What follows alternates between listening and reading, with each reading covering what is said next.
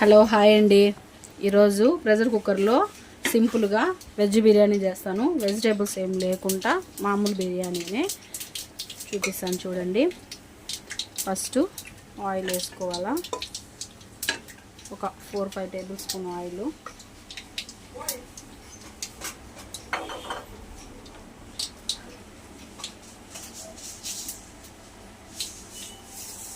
కొద్దిగా ఆవాలు,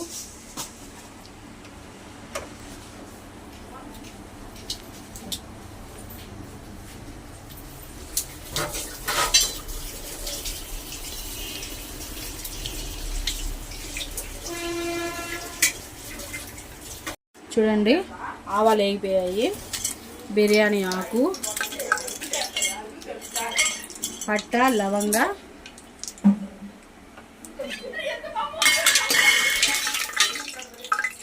షాజీరా ఇవన్నీ వేసుకొని బాగా కలుపుకోవాలి.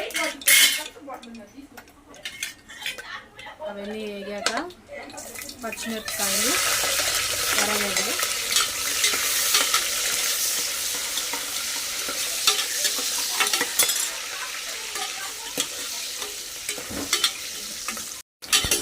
ఇలా కొంచెం ఎర్రగడ్డ కూడా వేగిన తర్వాత టమాటాలు, ఒక 2 టమాటాలు తీసుకున్నాను పెద్ద సైజులో.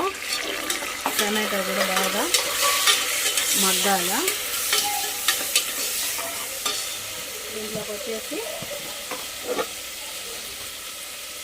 సాల్ట్ ఒక 2 స్పూన్లు. నేనైతే 2 గ్లాసులు బియ్యం తీసుకుంటున్నాను. బియ్యం అయితే నానబెట్టేస్తున్నాను.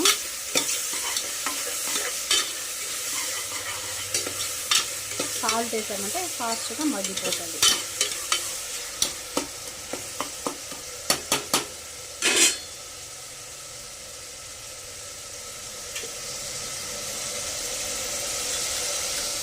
తర్వాత వచ్చేసి అల్లం వెల్లుల్లి పేస్టు. దీంట్లో వచ్చేసి అల్లము, తెల్లగడ్డలు, టమాటాలు ఒక 2 వేసుకున్నాను. ఇది మిక్సీ పట్టేసుకొని దీన్ని కూడా దీంట్లోనే వేసేస్తాను.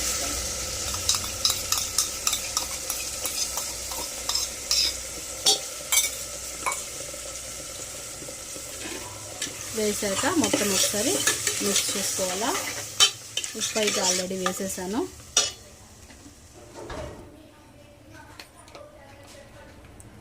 ఒక 1/2 స్పూను పసుపు పొడి,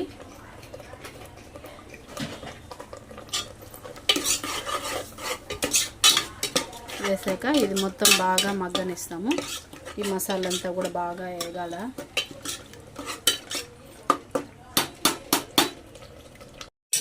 చూడండి మసాలా అయితే అంతా వేగిపోయింది. ఆయిల్ కూడా చూడండి పైకి వచ్చేసింది.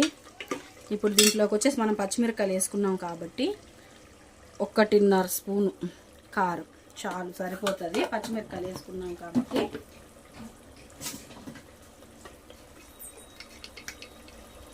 అలాగే 1 స్పూను ధనియాల పౌడరు,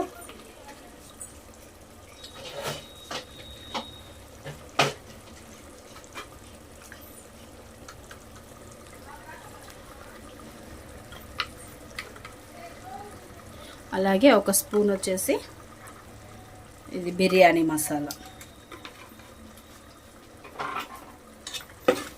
ఇది కూడా మొత్తం కలిపేసి ఇందులోనే నీట్గా కడిగి పెట్టుకున్నాం కదా రైస్. అయితే 2 గ్లాసులు రైస్, 2 గ్లాసులకి 3 గ్లాసులు వాటర్.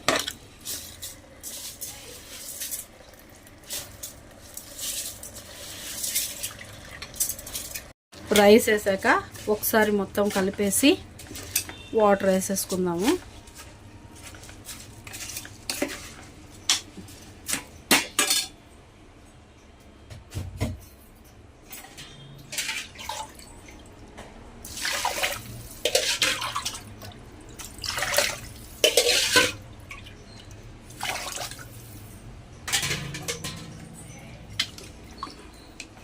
రెండిటికి 3 నీళ్ళండి.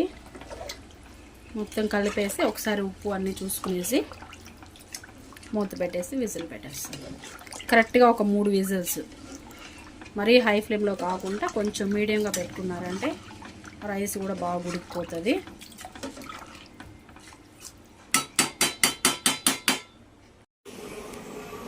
చూడండి రైస్ అయితే అయిపోయింది, ఆవరైతే కూడా అయిపోయింది.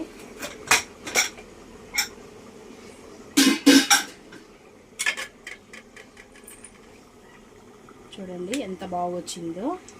రైస్ కూడా చూడండి పొడి పొడిగా వచ్చింది. దీంట్లో అయితే వెజిటేబుల్స్ అవంతా కూడా ఏం వేయలేదు, జస్ట్ నార్మల్గానే చేశాను ఈరోజు అయితే. చూడండి రైస్ కూడా పొడిగా వచ్చింది, కలర్ కూడా బాగుంది. చూడండి చల్లారితే ఇంకా పొడిగా అయిపోతుంది. మెత్తగా కూడా ఎంత బాగా వచ్చింది చూడండి, సాఫ్ట్గా కూడా ఉంది రైస్ అయితే. అలాగే ఈ రైస్లోకి వచ్చేసి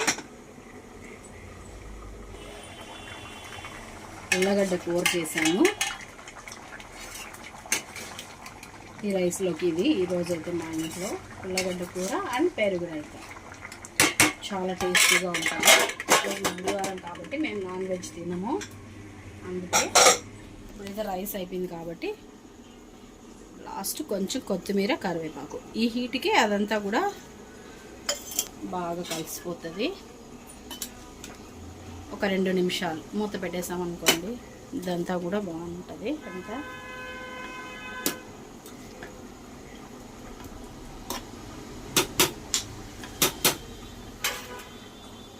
చూడండి చాలా బాగా అయితే వచ్చింది రైసు.